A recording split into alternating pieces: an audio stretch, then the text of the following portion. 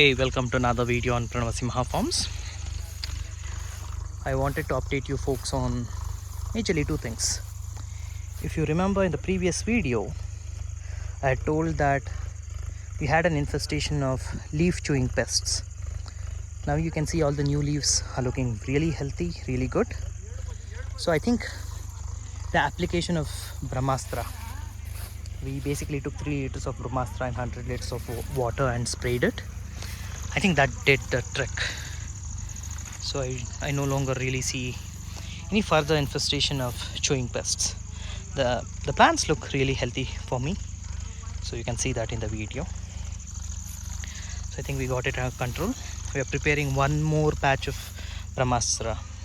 Again, because Brahmastra can be stored for 6 months, I really want to keep that in stock.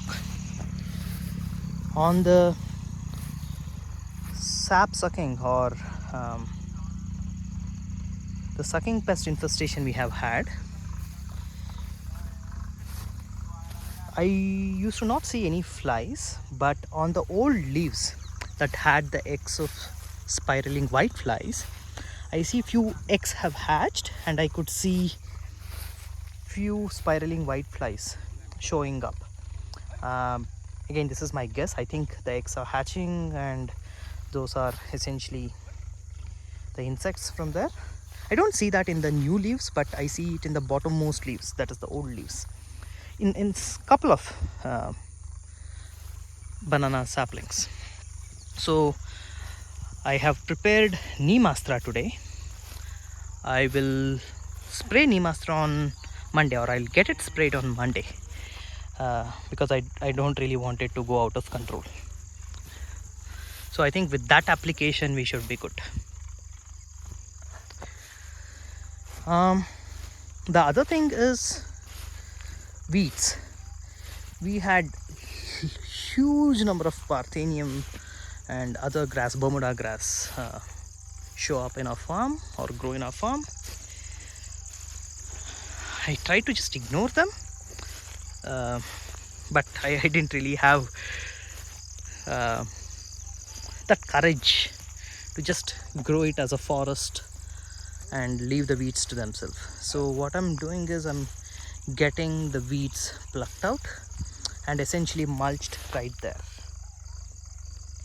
Here you can see good amount of horse gram covering the ground, so we don't see too much weeds here, but in certain places the horse gram has not come really well. I'm going to take you folks there. There we saw lots of weeds. I don't know if because of that number of weeds overpowering horse gram plants, we didn't really have a good spread of horse gram, or is it because of another reason? Is it because we didn't really have the needed microorganisms there and we got a bad yield of, or bad spread of horse gram? Here you can see the horse gram saplings have not really come well.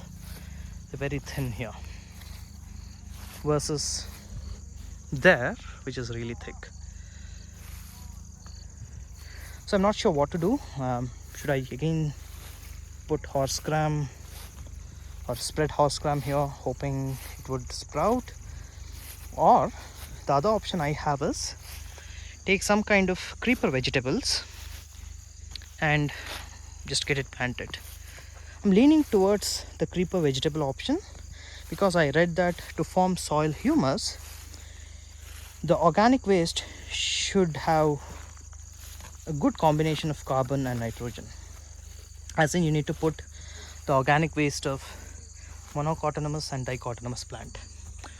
While Hurley is dicotyledonous, it will take some amount of time before we get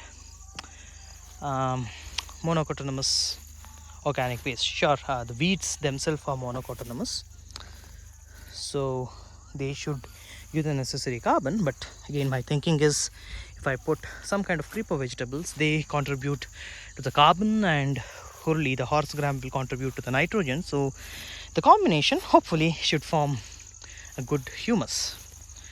That's what I'm thinking. Again, given I'm new, These are all my thoughts, these are all my these are all my theoretical learnings, so I have no practical experience here. If you folks have any experience regarding this, please do suggest in the comments. Apart from that, all the saplings look healthy, look good. Certain banana saplings have come almost, I think, 3 feet. It's 2.5 month plant, sapling. Certain others are just about a feet or 1.5 feet. So I'm attributing this to we planting suckers and suckers sprouting at variable intervals or various amounts of time, various points of time. That's what I'm attributing this to. I don't know if that's true, or is it because at certain points we don't really have good amount of nutrients available in the soil at this point of time. Example, this one. This is a really small sapling. Again, we planted every sucker at the same time, versus, let's see, this one. This is almost, I think, 2.5 to 3 feet. Yeah, so you can see farm helpers manually deweeding. At this point of time, I don't know if I can use any brush cutter because all the saplings are small, and I'm afraid I might cause harm to these small saplings. That's why I haven't yet used any brush cutter. I haven't even bought one. What I'm hoping is, after a couple of deweeding sessions, the Parthenium gets under control, because we are not really plowing. I have heard that the Parthenium situation should get under control, and with sufficient mulching, hopefully, and sufficient ground cover crops like hurley and other creeper vegetables, I hope the weed situation gets under control. And I think till that point of time, I need to continue getting it deweeded. Again, if you have any suggestions for me, do leave it in the comments. Thank you.